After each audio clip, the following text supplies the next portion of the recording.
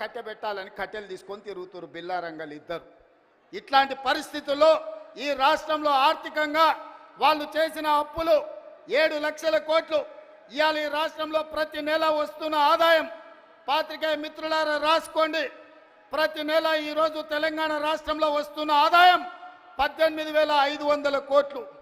ఈ 18,500 కోట్లల్లో 6,500 కోట్లు దాదాపుగా ప్రభుత్వ ఉద్యోగులకు జీతాలు పెన్షన్ల కింద పోతున్నాయి. ఇంకొక 6,500 కోట్లు కేసీఆర్ చేసిన 7 లక్షల కోట్లకు అప్పు మిత్తి కింద కట్టడానికి పోతున్నాయి. ఈ 13,000 కోట్లు జీతభత్యాలకు కేసీఆర్ మన నెత్తి మీద మోపిన అప్పుకు ఇవాళ పోతే మిగిలిన 5,500 కోట్లు ప్రతి నెల ఆదాయం ఉంటే ఎన్నో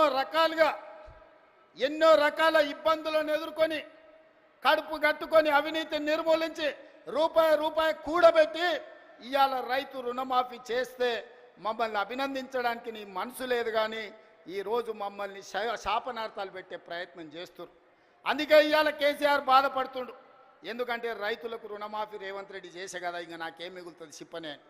ఒరేసుకుంటే ఆనాడు ఉరి అన్నాడు, అవునా?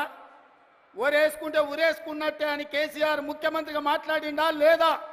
అలాంటి చంద్రశేఖర్ రావు ఆయన 150 ఎకరాల ఫామ్ హౌస్లో ఒరేసుకుంటే ఆ వివరాలన్నీ బయటపెట్టి బండారం బయటపెట్టి బండకేసాయల్లో కొట్టిన.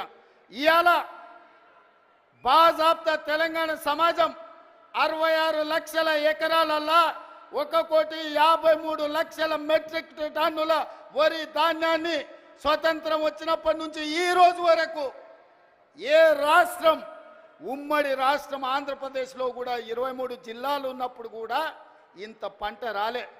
ప్రపంచ రికార్డు ఇవాళ తెలంగాణ రాష్ట్రం 66 లక్షల ఎకరాలలో 1,53,00,000 మెట్రిక్ టన్నుల వరి ధాన్యాన్ని పండిస్తే ఎంఎస్పి ఇవ్వడమే కాదు, సన్న వడ్లకు 500 రూపాయల బోనస్ ఇచ్చి కొంటున్న రాష్ట్రం ఈ దేశంలోనే తెలంగాణ రాష్ట్రం ఉంది.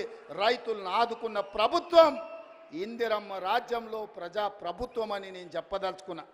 ఇవన్నీ కోల్పోయిన టాన్ కేసీఆర్ని అడుగుతున్నా, నీ దుఃఖమేందో నీ బాధ ఏందో నువ్వు చెప్పింది నిజమైతే రా, అసెంబ్లీలోకి రా, చర్చ పెడదాం. తారీఖు నిర్ణయించు చంద్రశేఖరరావు, ఏ రోజు చెప్తావో ఏ సమయం చెప్తావో ఆ రోజు అసెంబ్లీ పెడతా రా. నువ్వు ఓడితే ఇంట్లో పోయి బంతవా? రాహుల్ గాంధీని చూసి సిగ్గు తెచ్చుకో. 3 సార్లు ఓడిపోయినా ప్రతిపక్షం ఉండి కన్యాకుమారి నుంచి కశ్మీర్ వరకు 150 రోజులు 4,000 కిలోమీటర్లు మండు టెండల్లో మంచు కొండలో పాదయాత్ర చేసి ప్రజలకు అందుబాటులో ఉన్నోడు అంటే బాధ్యతాయుతమైన ప్రతిపక్ష నాయకుడు. అధికారంలో ఉంటే దోసుకుంటా, ప్రతిపక్షంలో ఉంటే ఫామ్ హౌస్లో వండుకుంటా. ఇదా నీ విధానం? నిజంగానే ప్రజలు కష్టాలలో ఉంటే ఫామ్ హౌస్లో గాడిది పండ్లు దొమ్ముతున్నావా? రా, ప్రజల్లోకి వచ్చి మాట్లాడు. ప్రతిపక్షంగా ఏం సూచన చేస్తావో చెయ్యి ప్రభుత్వానికి. మేము వినడానికి సిద్ధంగా ఉన్నాం. నువ్వు లేవనెత్తిన అంశాలు సహేతుకమైనవైతే సరిదిద్దడానికి సిద్ధంగా ఉన్నాం. నువ్వు రావు, ఆ చిల్లరగాళ్ళని ఇద్దరు ఊరి మీదకి వదిలిండి, చూసిన ఆంబోతులు.